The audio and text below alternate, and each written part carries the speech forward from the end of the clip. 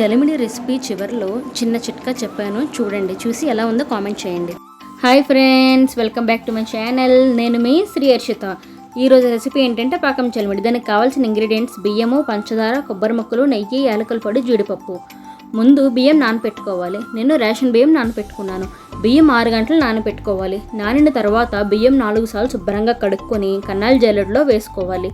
అవి పూర్తిగా డ్రై అయ్యాక మిక్సీలో వేసి మెత్తగా ఆడుకోవాలి. ఇప్పుడు ఆడుకున్న పిండిని మొరం లేకుండా శుభ్రంగా జల్లించుకోవాలి.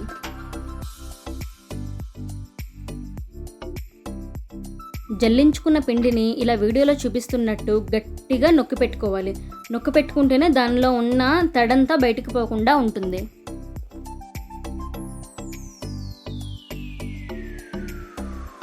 రెండోసారి కూడా పిండి మొరం లేకుండా శుభ్రంగా జల్లించుకోవాలి. జల్లించుకున్న పిండిని ఇలాగ వీడియోలో చూపిస్తున్నట్టు గట్టిగా ఒత్తి పెట్టుకోవాలి.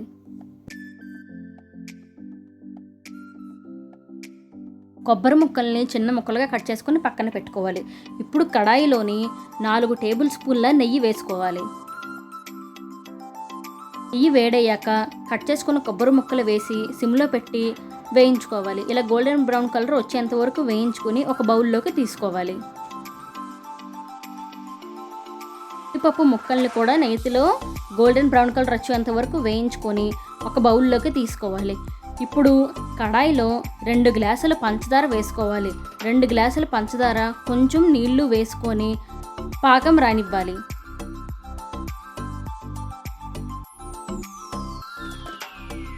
ఇలా పంచదార పాకం వచ్చిన తర్వాత ఒక ప్లేట్లో కొంచెం నీళ్లు తీసుకొని ఇలాగా వీడియోలో చూపిస్తున్నట్టు దగ్గరగా కలిపి ఇలా ఉండ చేస్తే ఉండపాకం వచ్చేంత వరకు మనం పంచదార పాకం పట్టించాలి. ఇప్పుడు పంచదార పాకంలోనే వేయించుకున్న జీడిపప్పు, కొబ్బరి ముక్కలు, జల్లించుకున్న పిండి కొంచెం వేసుకోవాలి. కొంచెమే వేసుకోవాలి పిండి, లేకపోతే ఉండలు కట్టేస్తుంది. ఉండలు లేకుండా కొంచెం పిండి వేసుకుంటూ కలుపుకోవాలి.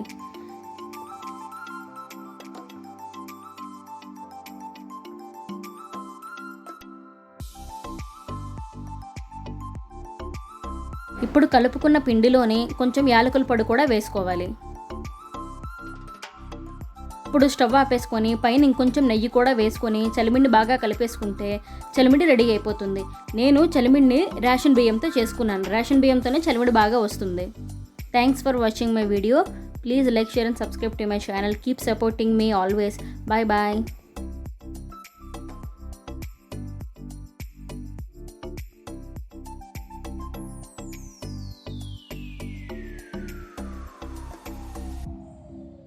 వర్షాకాలంలో దోమల బెడద చాలా ఎక్కువగా ఉంటుంది కాబట్టి దోమల బెడద తగ్గడానికి మీకోసం చిన్న చిట్కా చెప్తున్నాను. ధూప్కడ్డీని వెలిగించుకొని ఒక కప్పులో పెట్టుకొని వెల్లుల్లి రెక్కలు వేసుకోండి. ఆ పొగకి దోమలు రావు.